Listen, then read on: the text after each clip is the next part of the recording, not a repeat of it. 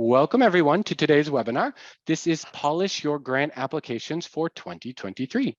My name is David Gates. I am part of the online education team here at GrantStation, and I'll be your host. Your presenter today is Alice Ruhnke. She is going to help you make your grant application stand out in a crowded field. Alice is the president of GrantStation, and before she joined GrantStation, she was the founder of the Grant Advantage, where she raised over $45 million from federal, state, and private grant makers. So Alice knows what it takes to get funded. And today she's going to share 10 concepts that you can incorporate into your proposals, development, and writing strategies right away. So please welcome Alice Ruhnke.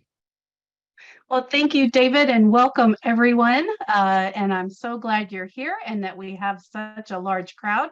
I couldn't even manage the chat as everyone was saying where they were from and their organizations. So it's great to see so many people here today. It is a sparkly time of year. It's a shiny time of year. And so why not look at ways that we can make our grant applications shine and really stand out from other applicants. And so that's what we're going to do with some time at the end for some questions and answers. And like David said, go ahead and throw those into the Q&A box. Most of the tips that I'm going to talk about today come from my experience as a grant writer and as a grant reviewer. I've spent a lot of time volunteering in that position as well. And I work a lot with funders, and for a short period of time, I was a funder. So kind of coming from where some of those pain points are from kind of the writing side and the funder side. And so kind of looking at different concepts that you can take today and start to incorporate into your proposals. The other thing about most of these tips that you'll see is that they are really things, there's a few that you might need an application in front of you, but the rest of them are things that you could start working on, preparing, and doing now, so that when applications are released, then you're ready and prepared to submit the best application you can. So I'm going to start with the first tip of just being prepared, like the Boy Scouts have it right there, that a lot of times funders' timeframes are very small. And so they're going to release their instructions at a set time, and having a 6-week stretch to actually write that proposal is not an uncommon, time frame. So it's a really great idea to have things pre-sketched out.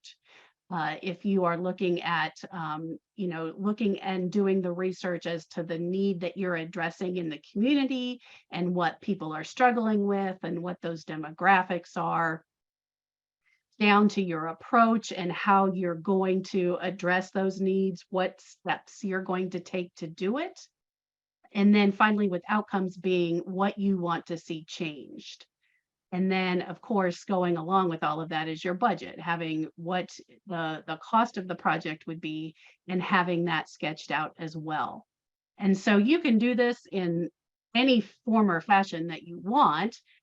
But there's you could also put things in a logic model format, which is a picture of those resources that you need and what you're going to do in your project and how you're going to address it in your approach and what you want to see changed. Really just any way that you can just kind of get the information down, get the players on board, even when you don't have a funding opportunity in front of you. Really get them shovel ready so that when a funder does release their applications or you're looking at appropriations at the federal level and they give you a 2-week window to submit those appropriation requests, that you are really pre-prepared for that. And by also doing that, then you can really match your funding that you need to the project. And that is where some of the resources at GrantStation can come in very handy to help you take the different components that you need to see funding for and find those funders and make that really good match between what the funder is trying to see funded and what you are trying to do. So that preparation is really can't be understated as to, just preparing today for what you'd like to see tomorrow. A second tip that I have is involving those that you serve as you're developing your programs. And if you've taken any of my webinars, you've seen this program planning framework, which is really my blueprint for writing applications and putting all the pieces together and getting them aligned so that then I can pluck this information out of this planning framework and put it in the way that a funder wants to see it. And I'm not going to go through all the details of the planning framework, but one of the places that is a really great place to engage your target population in the process is looking in the needs section. And in this section here at the condition or status of the community and the population served, what you're doing is outlining with statistics what your community looks like, what the demographics of your service area looks like, and then what your target population is struggling with, and using that data that you can find from a lot of different sources and really drilling down on what's going on now with those that you serve.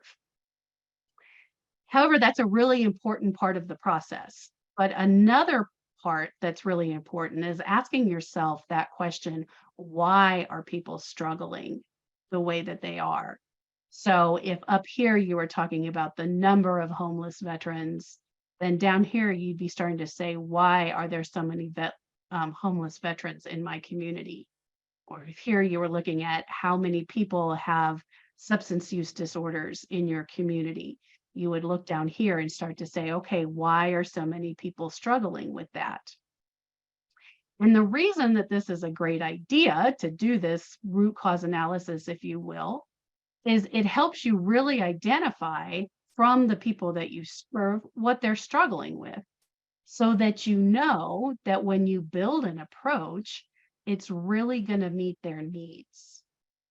So for example, we could be up here working in employment issues, and we would have the number of people unemployed or underemployed and all those demographic data, what people make, those kinds of things would all be up here explaining the need to the funder. But when we ask ourselves down here, why are 20% of our target population, why are 20% unemployed? And you can start to talk to them about the reasons that they're unemployed. Is it because there's no jobs? Is it because there's jobs but there's no training? Is it because there's jobs and training but there's no transportation to these places? There'll probably be a lot of different reasons behind the need. So working with your target population to really identify what's going on behind the scenes is going to allow you to develop that approach that'll be effective. So if the problem was that there was not enough training, well, then you can develop an employment training program. If the problem was there were no jobs and you create a training program, you're still not going to address this big problem because you really didn't address the root cause of the problem. You're going to do something, just not the effective thing. So it's really important that we include those that we serve so that we know what we're proposing is really something that's going to be effective to meet their needs. So there's more to this whole planning framework, but for now, I just really want to drill down on the fact that this is a great place to include your target population. This section is also a great way to look for partners. You really can't be the Lone Ranger anymore in the grant world. Funders are always going to ask you who you're partnering with. And when you do that root cause analysis, you can start to look at other organizations or coalitions or government that are dealing with that issue, and you can bring them in and partner with them. So for example, just going back to the employment one, you could be working, there could be a company or a nonprofit out there working with businesses, say, to hire more people and so you're doing a training project, but you want to bring in to your project the resources of that organization, that other nonprofit that's really building the job pool out there. And so, looking at who else is dealing with the issue and how you can bring their resources in and also share your resources with them is a great second kind of benefit of doing that root cause analysis, and a great way to find those partners, because a funder is going to like to see that you're working on, the unemployment issue in a broader way than just the one thing that you're doing, and how you're taking other assets in the community and how you're working that into your project. So using that planning framework and doing that root cause analysis can really help with that. Another tool that you can use is just this partnership identification tool. Nothing really magical about that, but it is a 2-page tool that you'll have the slides on here, and I can send you a PDF if you want one, of looking at other entities in your community and then looking at why you think they would be motivated to participate with you. So what's the benefit of participating with you, of partnering with you? And then the potential resources of kind of what's your ask of them. So the first part of the tool is focused on businesses and corporations, looking from those that are located in your communities. However, I live in a rural community, and so we don't have a lot of companies. So trying to be more, looking a little broader at that, at companies where your board members work, where your volunteers work, companies where your participants work, sort of thing, is a good outreach tool, because a lot of those companies like to give to where their employees are giving their time, either through board service or volunteering or what have you. You can look at other companies that sell to your stakeholders or sell to your organization as a potential resource.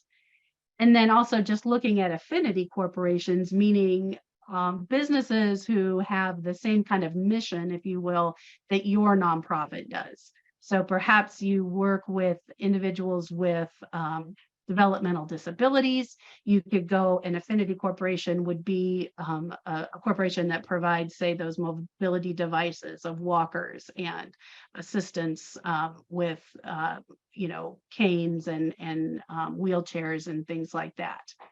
So just trying to broaden out where we're looking for that partnership. And this page focuses on the businesses and corporations, but the second part of it really looks broadly at all those social service agencies in your community, looking at the schools and elementary schools, high schools, colleges, and universities, looking at the diversity of communities of faith and how they can help you in your projects, looking at elected officials and government entities and what resources you can tap from those organizations. Looking at civics groups like your Lions clubs and your Rotaries and things like that give out usually grants and provide a lot of volunteerism in the community. You have healthcare organizations and the media and funders, and then you have all sorts of public resources just in trails and mountains and oceans and lakes and things like that. So really looking broadly as to what these entities could provide to your organization and your projects, and how they would benefit as well by partnering with you. So partnerships are really critical, and you don't want to, like, again, have this situation where you get the application instructions and then all of a sudden you have to build partnerships and write the grants and do all this development work. These are things that can be worked on ahead of time, so that when the time does come, you just have to formalize it with, letters or a memorandum of understanding or something like that. The next tip is just in the writing process and really putting yourself in the seat of the reviewer as you're writing your applications. And realize that reviewers are people too. Sometimes they are paid staff at a foundation, or a state organization, but a lot of times they're just volunteers, people like you and me who care about the community and just volunteer their time to make those recommendations for funding. So that's why you don't want to make any assumptions about what they know, that whatever you write on the page is how they're going to evaluate your project. So don't assume that they, already know what you do or all the strengths of your organizations. You really want to treat each application like a blank slate of educating the funder about who you are and what you do. Going hand in hand with that is really reducing the jargon, or at least explaining the jargon in your proposals, and reducing an excessive acronym type of situation, where again, it's okay to use acronyms, but you do want to always make sure that you've explained to the reviewer what that acronym means so that they understand what you're talking about. And then finally, as you're writing, I like to engage both the heart and the minds of the reviewer. So give them the data that they need, give them the hard facts that they need, but weave it into a story where they are really captured by what you're doing. And that could be by putting a story of participants, changing their names and stuff, but telling a story so they can kind of see a typical participant in their own minds and see how they walked through your program and went in with these struggles and walked out with a better outcome, those kinds of things, because those really do tug on the heartstrings of the reviewers, and it helps them put in context a lot of the kind of drier information, if you will, that you're putting in your needs section and your approach and all the other sections that you're writing about. So always remember that reviewers are people and that you want to make them as happy as you can, because they're the ones that make the recommendation for if you get funded and for how much.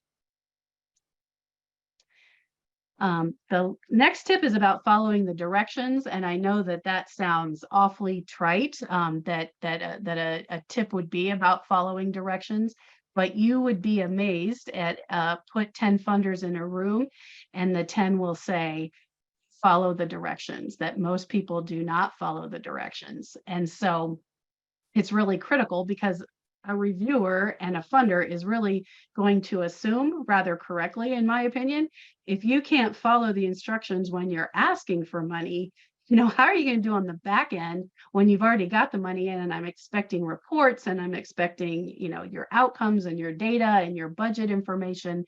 How can I trust that if I can't even trust you when you're asking for the funds? So every funder has a set of application instructions. They're all going to call it something different. So one funder is going to call it a request for proposals. Another one's going to call it a notice of funding availability, a NOFA, or a FOIA. So that's all different terms that they use, but really realize that they all put out instructions. They have, the order that they're asking for you to put the application in. They're going to have either page limits or character count limits that you can't go over. They might even get as detailed as what kind of fonts you can use, how big your page margins can be, should it be single spaced, double spaced, all those sorts of things. These are things that you really want to take to heart. And again, realize that every funder sets it up differently. So, really make sure you're paying attention to probably just call it an RFP as we go through. Make sure you're really paying attention to all the details in that. And then another part of that application is always going to be the questions that they want you to answer. And they're going to have their own headings and their own terminology. And the reviewers are going to have a score sheet that's going to follow that same set of instructions. So if the first question in the grant application was, what is your organization's mission? That's the first thing as a reviewer I'm going to be looking for the answer for, because that's on my score sheet. That's the first thing. So again, you want to make sure that you are making the reviewers happy. You're making their life of evaluating your proposals as easy as possible, and you're going to put it exactly in the order that the funder has asked for it in their RFP or application instructions. And you just don't ever want to, at a state and federal level, certainly, and even at the foundation level, they could kick your application right out of the process because you did not follow the directions. So really always make sure that you're realizing that everyone's different, every funder's different, and really getting the formatting the way the funder wants to see it. Throughout your proposals, I also really encourage organizations to really highlight their strengths. If it's looking at your organizational background, looking at how you are approaching your work, any part of your application is really highlighting your strengths. And so a lot of times what happens in a grant application, especially for real new people, they will see the word needs section and they will automatically go, okay, here's the need. I need a staff person. I need a roof on my building. I need a van to transport my participants. And they set their entire application up incorrectly because what they've done is put themselves as part of the problem instead of part of the solution. So they've identified needs, not of the target population, not of the community that you're serving, but of your own organization's needs. And so what funders and all donors are really interested in is not your list of what you need. Everybody can come up with a list of what they need. And that's not compelling to get me to donate to your organization or recommend funding. What is compelling is when you're telling me about the solutions that you provide, the outcomes that you achieve, the work that you've done to make a difference in the community. And so, again, I've had people ask me at workshops, well, where do I put in there that like I'm desperate for their money and that if I don't get their money, I'm going to go out of business? And I say, nowhere are you going to put, that you're in that, that needy of an organization. Your budget is going to demonstrate that you need X amount and you only have X amount. And that's going to show that. But nowhere in the written narrative do I kind of disparage the organization or talk about my needs as an organization. I talk about my solutions as an organization. So always coming from that strength-based perspective is really important to make your applications shine. I don't think that we could really ever underestimate the amount of time that it takes to craft a strong proposal. For some reason, and I'm not sure why, it does seem that writing grants is always the last thing on everybody's mind. And it's the task that gets like pushed to the very end till 1 minute before it's due. We're going to be working on this application until that point. And that's not the way to make the strongest applications. So I have on the next slide kind of a proposal writing schedule that I have as just kind of a template that you can use that I think addresses a lot of the issues of keeping people accountable and keeping the process moving forward so that it's less stressful on the grant writing team because it's stressful enough anyway. So on the writing schedule that I'll show you on the next slide, but the first thing I do is just say all the documents that have to be submitted. And get that down. So at least I understand the scope of how many attachments I have to have. What are they? How much work is going to go into creating these attachments? Or is it simply, something simple that I can just attach things that my organization already has?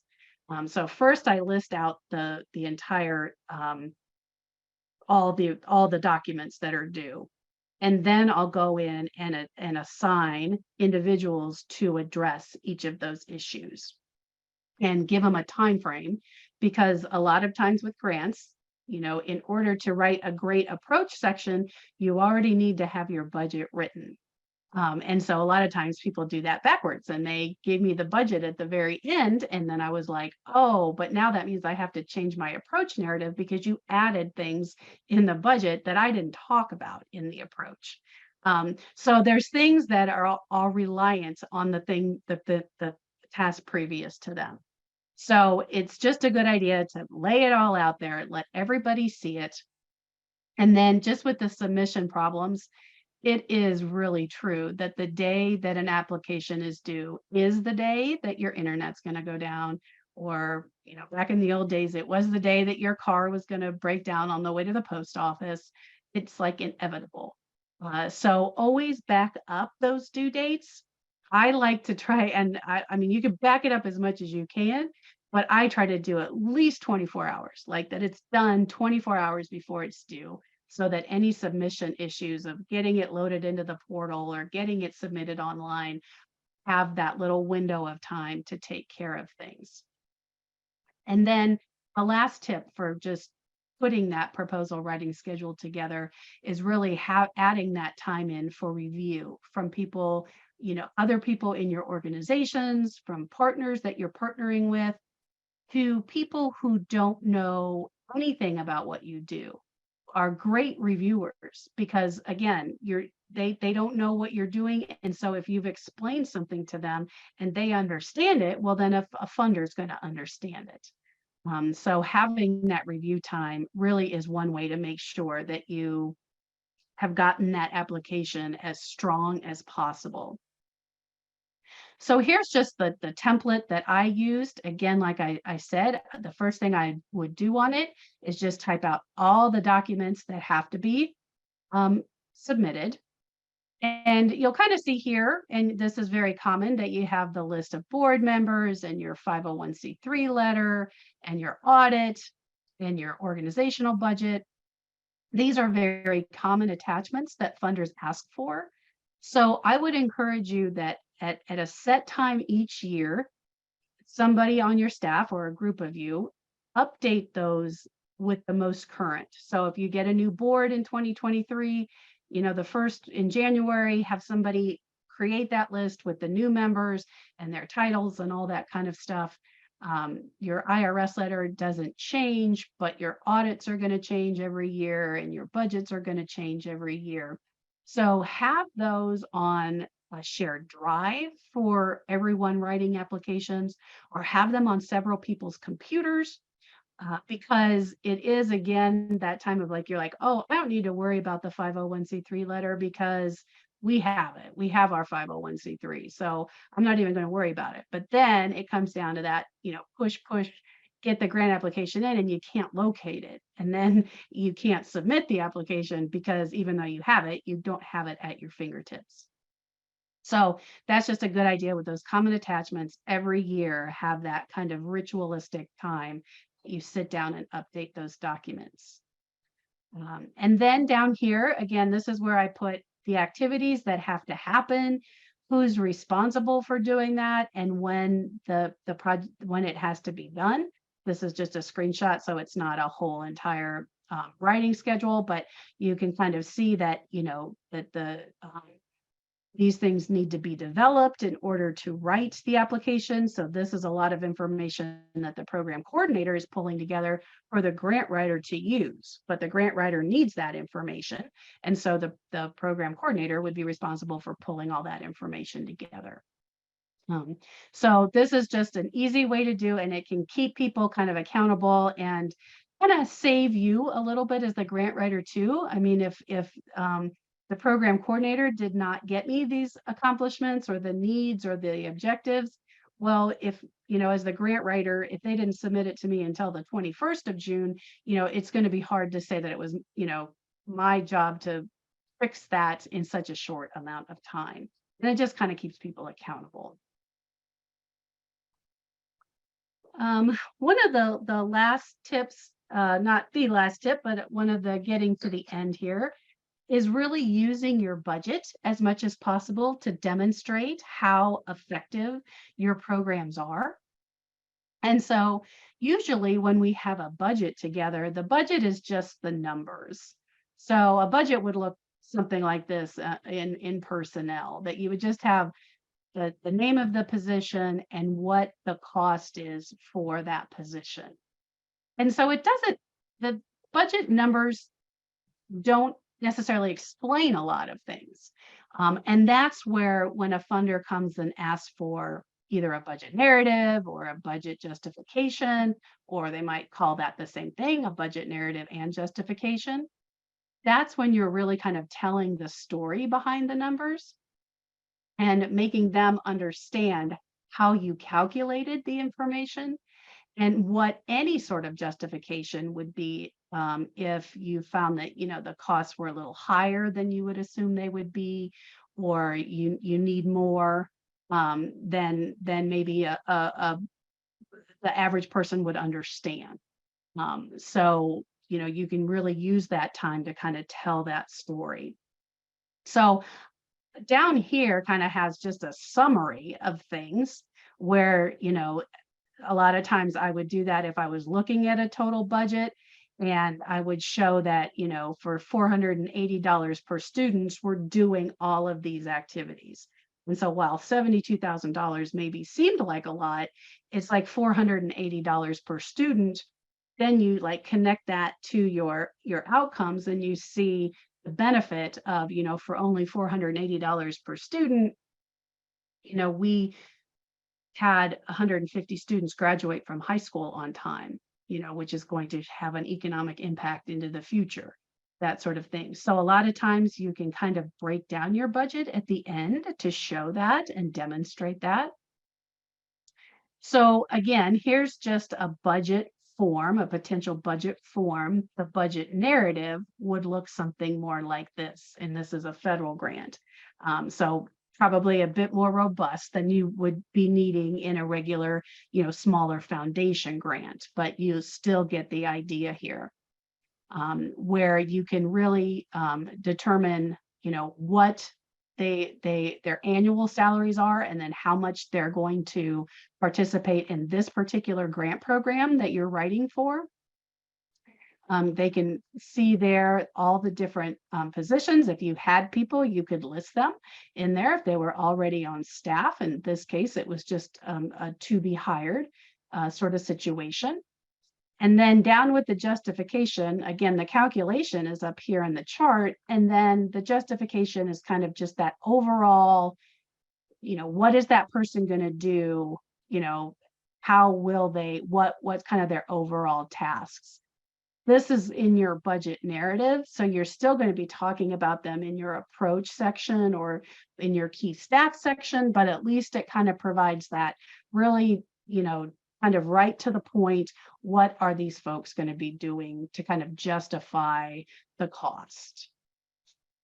So again, this is a bigger federal grant opportunity, as if in a smaller grant, you probably wouldn't be asking for this many different staff members, and you probably wouldn't be asking for quite that much money.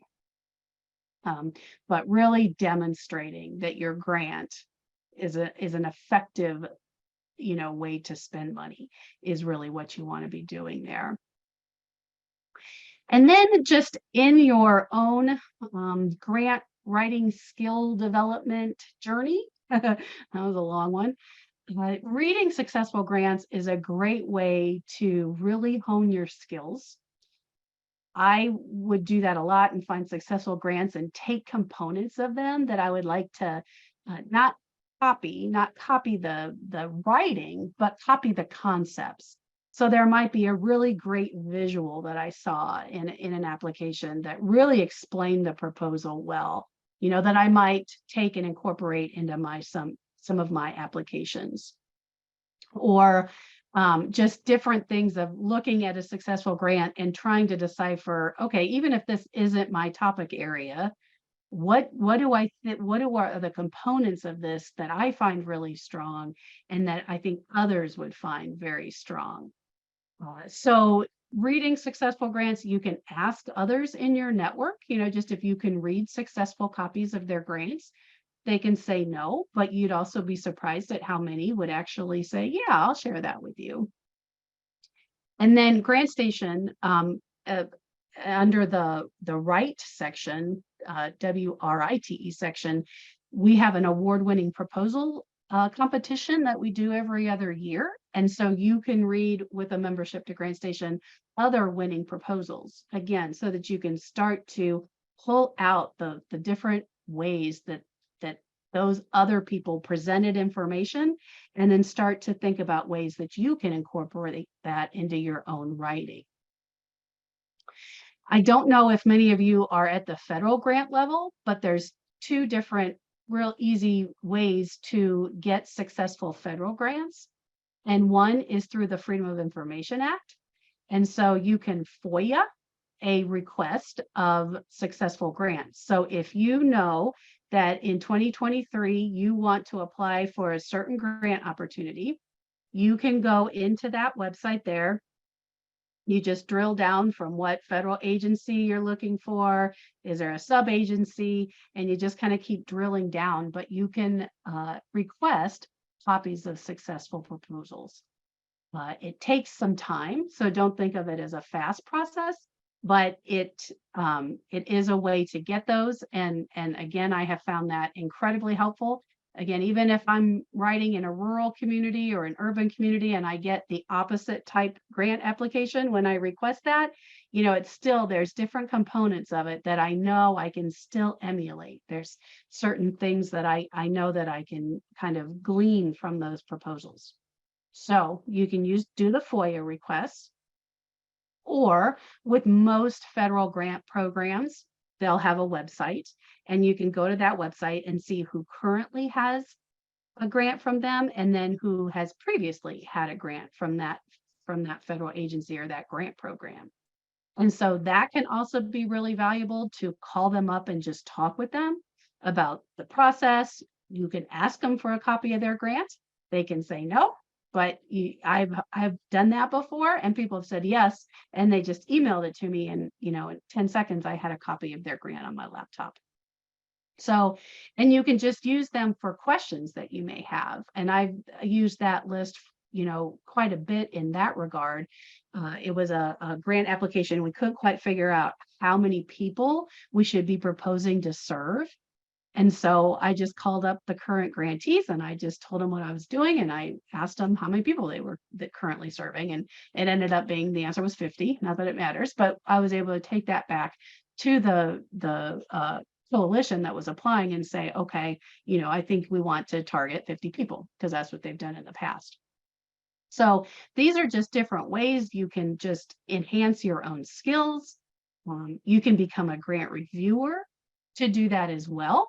If you look at your local community foundation, your local United Way, maybe even corporate foundations, they usually have a volunteer process where they take volunteers, they'll train you, and you do their review process. And then you can also kind of go up the food chain of grants too. At the state level, you might find a place where you would fit in to doing state level review, and then up to the federal level as well. And you usually have to have that content expertise at that level. But you can request to be a grant reviewer at any of those levels. And that's just another way of reading successful grants and seeing what people are doing that works and what they're doing that doesn't work. And then doing it or avoiding it, as it may be.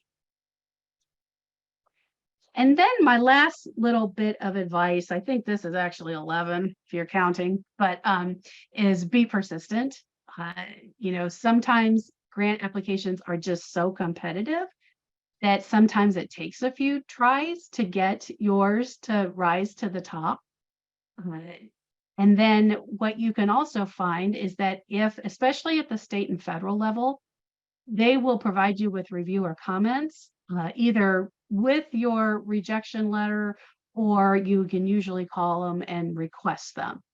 And so those would be the strengths and weaknesses of your application that then you can take and look at to make the application better into the future. And if you've already invested, you know, one go around at an application, as long as like they didn't say it was just horrific and not aligned with, you know, their own goals and objectives, or their approach that they wanted, you know, you can then take that, improve upon it, you know, make those better partnerships that you have, that you need, or get a better track record of providing those services, so they can see that you've provided those services in the past, whatever it is. But those reviewer comments are usually really valuable to help you improve over time. And then at a foundation level, that just really varies if they would send reviewer comments or provide them or not. It's a kind of a hit and miss, no real one way to do it. So you can always call up the funder and just ask them, we didn't get the grant this year. We really, would like to know how we can improve our application to resubmit into the future. Can you give us some tips on what we could have done better? And usually they'll do that without any hesitation of telling you, what kind of the problems were, or, again, what those strengths and weaknesses were, and provide you with that feedback that you can then incorporate. So kind of realize sometimes that it can take a while, it can take some time. So thinking of this as quite a journey from applying to getting the money, and it might take a little bit more time than you thought, but a lot of times you can still get there even if you're rejected at first. So stay persistent. Okay, so this is really good timing because those are the 10 tips, but I know we have 600 plus people on here, so we probably have lots of questions. So I'm going to get a drink of water and then we can go through some questions.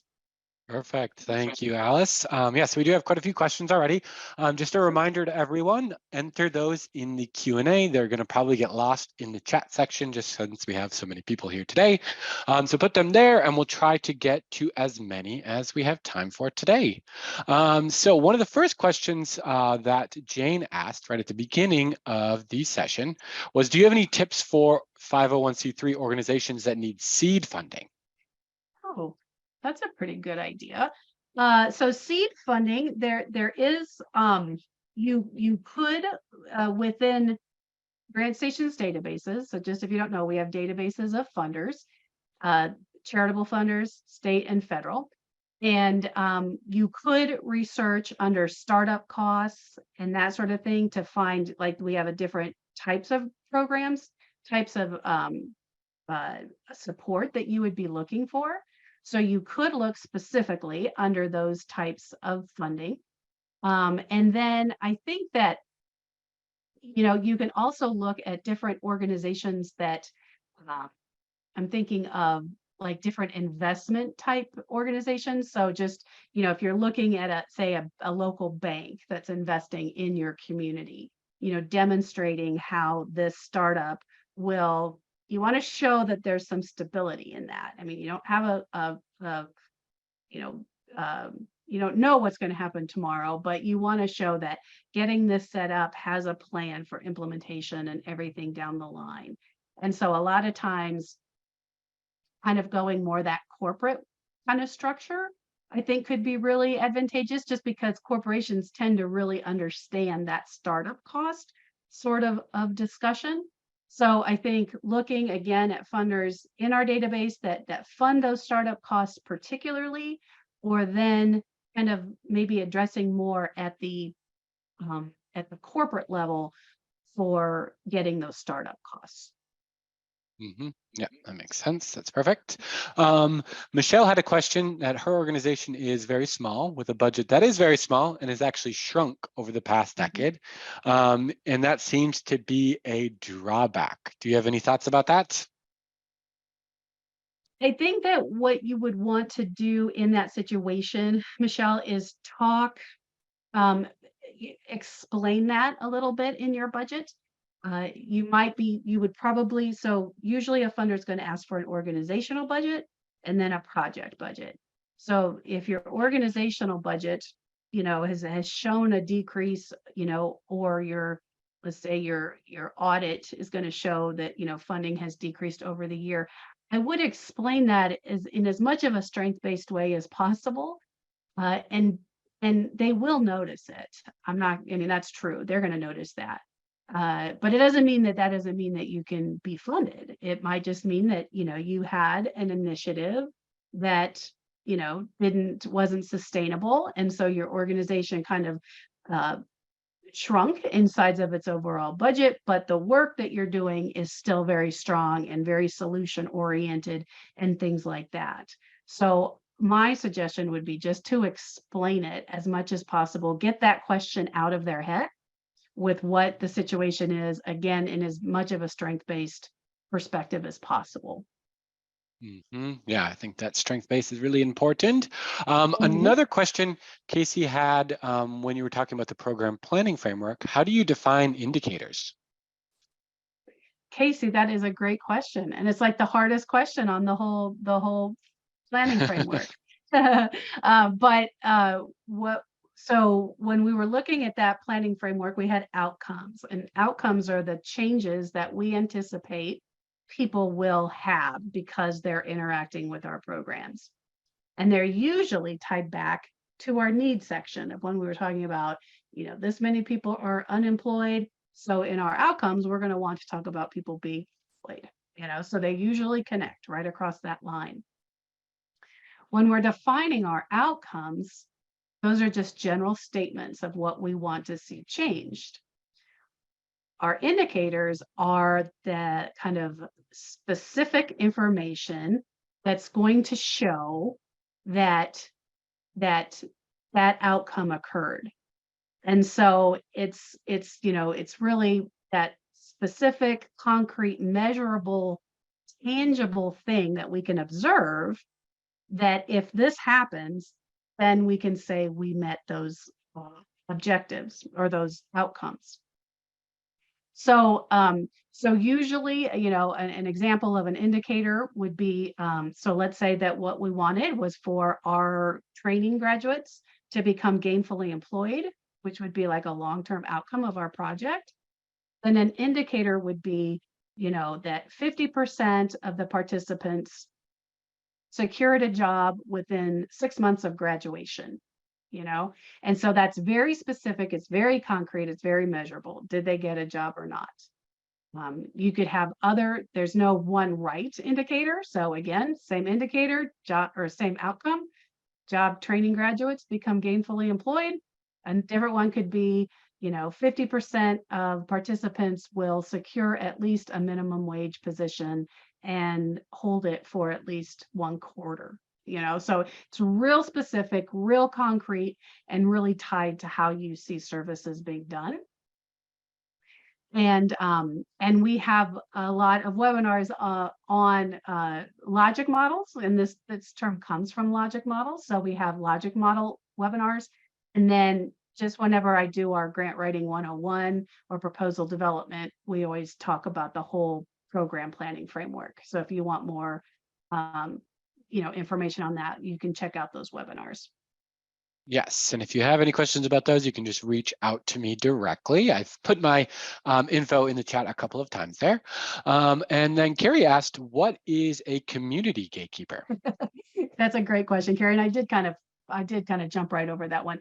But a community gatekeeper is like the person that if you get them on board in your project, that other people come with them, and so you may know in your community, gosh, whenever I get David on board with this project, he always brings, these other 2 people along with him, and then everybody's really, more apt to support my program or my initiative and that sort of thing. So it's going to be different in every community, but it's really that person that kind of, once they give that approval, kind of, or that nod to you, other people come on board.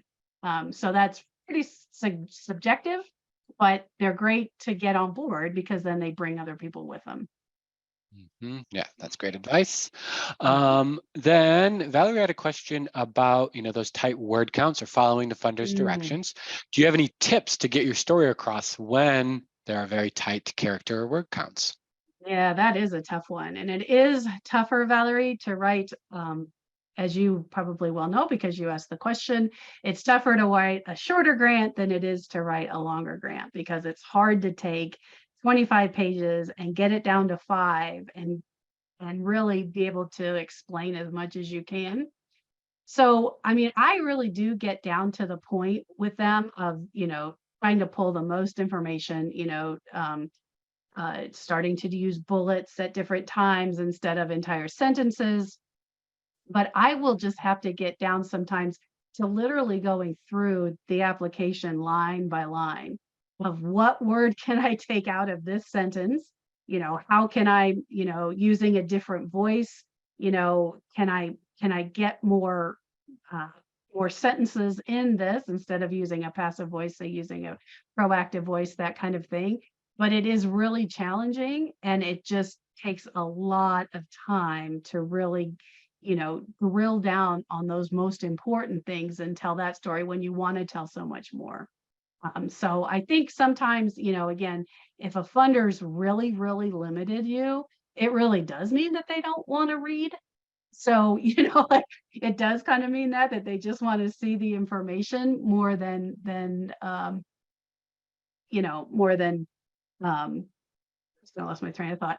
But that sometimes it is just getting those bullets in there. But I like it more when it's more of a conversation that I'm having with the funder as opposed to just bullet points. But whatever they're asking for, you have to give them. So Yeah, got to follow those directions. yeah. And then another question, there are a few questions about this when you're talking about, the strength-based approach or the solution-oriented approach. So Valerie was wondering, but if my organization is needing a new roof, for instance, how do I get that into my solution-oriented approach? Oh, yeah. So that's a great question. So, I think that if you are kind of looking at that new roof type of argument, that what you want to be doing is really talking about all the great things that go on under your roof, so that really demonstrating that, the roof isn't really a strength-based solution or whatever, but that roof is necessary in order to see all these great things happen. So your approach will be it will be about getting a contractor for the roof, what's the time frame for the roof, those kinds of things, if that's what you're asking for money for. But I think that one of the things that you want to then connect like your outcomes and what you're doing back to your programs, because by having that roof, you're going to be able to serve more people and achieve these outcomes, but you need that roof first. So I would tie that in, more with what goes on under your roof and how this is a foundational thing that opposite of foundational, but the foundational thing that you need in order to provide those services. Yeah, that's great. And then Beth was asking about, the collaboration. How do they make their collaboration argument stronger if their strength is collaboration? Oh. Do you have any? So any suggestions on where to find outside resources proving that collaboration is an asset? You could just look up things like, just Google things like collaboration as an asset, or best practices in partnering, or partnering for impact, those kinds of things, where I think that if you were needing to make an argument about how partnerships do help your organization, I think that there would be plenty of research out there to show that. However, I think that what you're probably that's fine to do, not a problem. But I think that what you want to do a little bit more is the strength of the partnerships that you are involving in the project. So really showing how they're bringing something to the table, how they're providing, a component of it, how you're actually, sharing participants or sharing a resource or whatever, really demonstrating the assets of that partnership as really the thing that funders are really going to want to see, more so than just the argument, does partnering, is there a value in partnering? So I would suggest going stronger on why your partnerships are so strong and how we're better together. And then that, that could almost be the title, like how we're better together. And then you could talk about how each organization is enhanced by this partnership. Oh, that's a great tip. And then AC asked, are there any tips for framing funding staffing positions in a way that are more appealing to grantors? Um, I think that, what you'll find is that either funders kind of shy away from it and they just say we don't fund it, or they do. It just seems like that's kind of either it's not available to you or it is. And I think that, when you're looking at, say, like that federal grant opportunity, if you've got opportunities for federal grants or state grants for funding for staff, I would take it because they generally are allowing for funds for that. And it can then, if you need little components of it more or a match, then that can come from more of the foundation side of things. And then I think then just showing the other way is just also, if there's any way to show a sustainability concept in there so that, they would see that it's not just a revolving door, that every year you're going to need this money, that maybe you would need less over a period of time. You're going to start by needing 100% of a salary, but over, 5 years because of partnerships, because of other earned income streams, because of other fundraisers, you would wean off of their funding for the staff. If you can do that or, make that argument, that's a great argument to make. So just so that they can see it's not a oh, well, she's going to have to come back every year for this, so those would be some ways that I think I would kind of frame that up a bit. I think that's a great idea. And then Gwyneth asked about budget narratives. So if there's not a section provided for it, how or where would you include it? That's a good question. So usually it is asked for. However, if they didn't, I think probably putting that information somehow in the budget form, if you can, that explanation, let's say they give you an Excel spreadsheet, if you could just add one more column to kind of explain things to the right a little bit about your calculations, that could be very helpful. But I do find that probably 95% of the time, though, they're asking for that budget narrative. So you wouldn't have to worry about it. There's a place for it. Yeah, that makes sense.